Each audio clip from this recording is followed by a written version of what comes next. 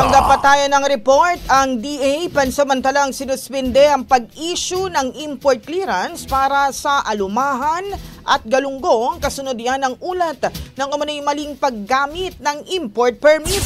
Brigada Jigo Custodio, ibrigada mo. Brigada Live Report. Pansamantalang sinuspinde ng Department of Agriculture ang pag-issue ng sanitary and phytosanitary import clearance para sa ilang uri ng alumahan at galunggong. Kasunod yan ang investigasyon sa umano'y maling paggamit ng import permit. Nilagdaan ni Agriculture Secretary Francisco Chu Laurel ang Memorandum Order No. 38 na nagpapatigil sa import clearance para sa horse mackerel, kabilang ang Atlantic at Japanese jack mackerel, Indian mackerel, wahoo at torpedo o hardtail scad. Ayon sa DA, may ilang importer na mali ang deklarasyon o nilihis ang kargamentong isda na maaaring magpababa ng presyo at makasama sa lokal na industriya. Nilinaw naman ng kalihim na hindi ito total import ban, kundi pansamantalang hakbang upang tiyakin ng patas at transparent na kalakalan. Patuloy pang investigasyon para tiyakin ang integridad ng fish supply chain.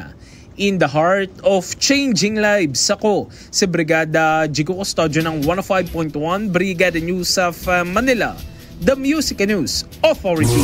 Ang bahaging ito ay hatid sa atin ng Drive Max Coffee. Ligayan tuloy-tuloy.